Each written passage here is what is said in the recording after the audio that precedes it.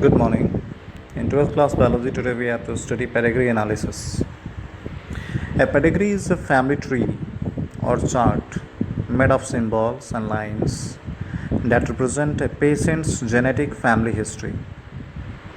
A pedigree symbol represents people and lines to represent genetic relationship. Pedigree is a visual tool for documenting biological relationship in families and to determine the mode of inheritance, either that is dominant or recessive.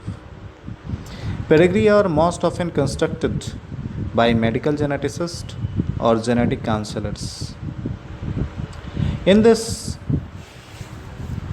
different pedigree, when we will start to make, a square represents male, circle represents females, horizontal lines connecting male and female represent mating, vertical lines extending downward from a couple represent their children. Subsequent generations are therefore written underneath the parental generations, and the oldest individuals are found at the top of the pedigree. Each generation is given a Roman numeral designation, and individuals within the same generations are numbered from left to right. On the basis of the information in the pedigree, geneticists attempt to determine the mode of inheritance of a trait. And the following figures are given.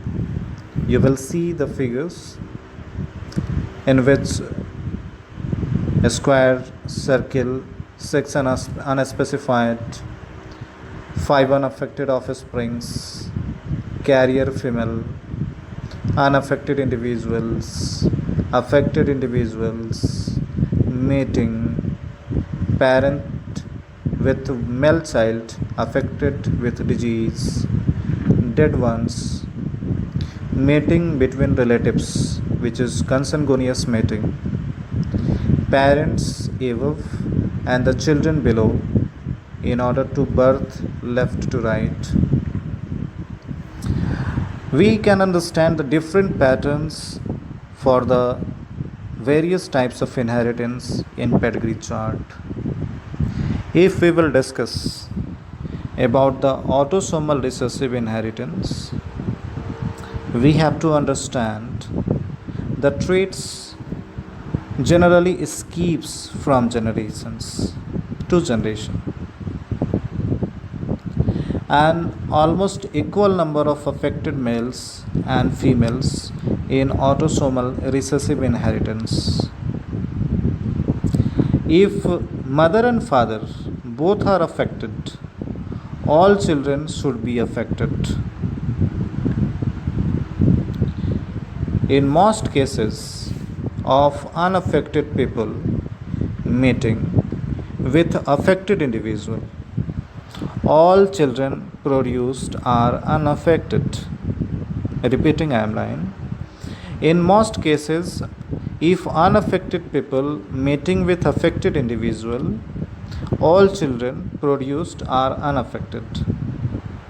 This is, we are talking about autosomal recessive inheritance. When at least one child is